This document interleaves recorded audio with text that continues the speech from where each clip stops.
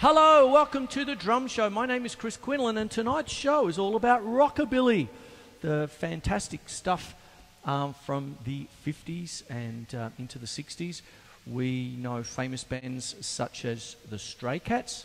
Our own Living End started out a form of a Rockabilly band, and some of the greats of Rockabilly goes all the way back to Carl Perkins, you know, Elvis, all of this sort of stuff.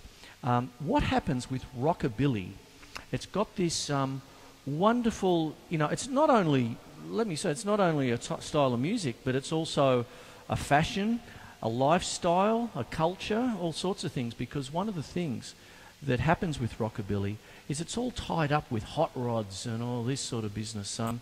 What it is you know, vintage cars and, you know, the dress style of the 50s, and you're dancing, you rock and roll dancing, rockabilly dancing, and it begets things like psychobilly and all this sort of stuff.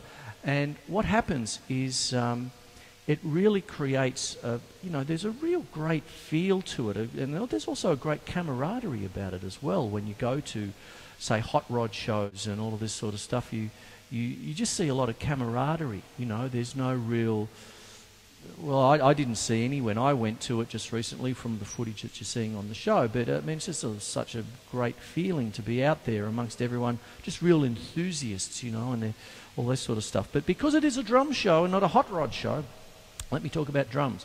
One of the great things about Rockabilly is the typical cut time beat.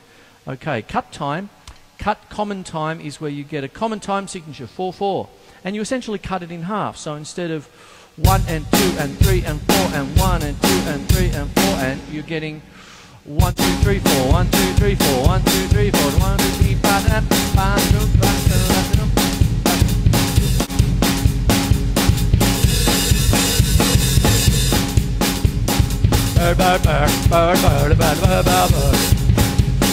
I always loved that song.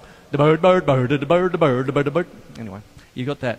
And of course, one of the main things about Rockabilly is the cycle of the 12-bar blues, okay?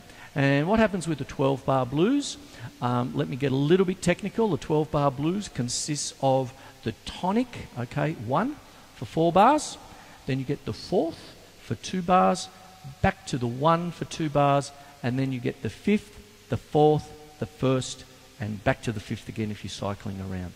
So you get a typical 12-bar blues is what it is. Okay. Now what I've done here is I've tuned my tom-toms to those tones. Okay. I've got the tonic, or the first here.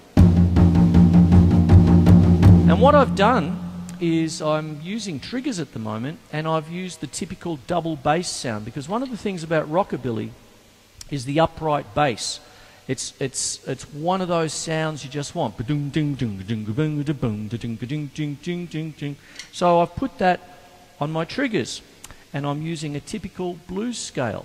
And what happens here is that what I'm doing just at the minute is the first here.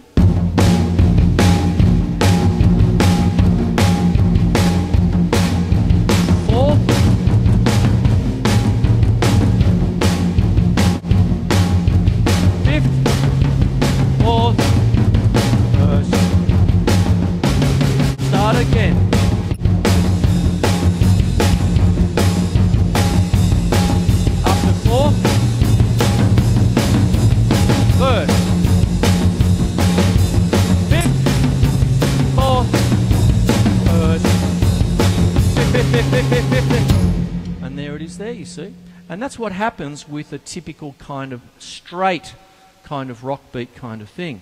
Now, one of the other things that you can do with Rockabilly is start to use the shuffle.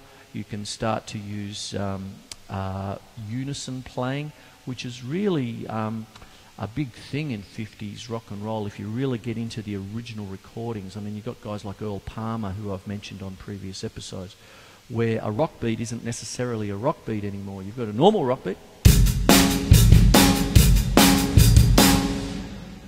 double it up.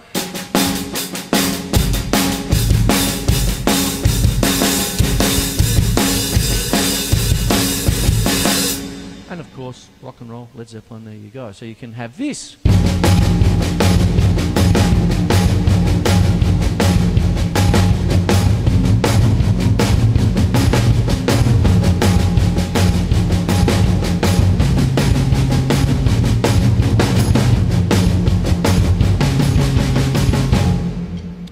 And there you have it. So that gets you into a little bit of an intro into rockabilly styles. Now, I'm playing quite a lot for rockabilly. Usually what happens in a rockabilly band, you really keep a good solid cut time rhythm, or it could be what's generally known these days as a bow diddley beat, which is the form of a 3/2 clave, all that sort of stuff. But what I'm wanting to do is also give you a little bit more as far as the harmony and the blues and the style of rockabilly, because that's also a big part of it.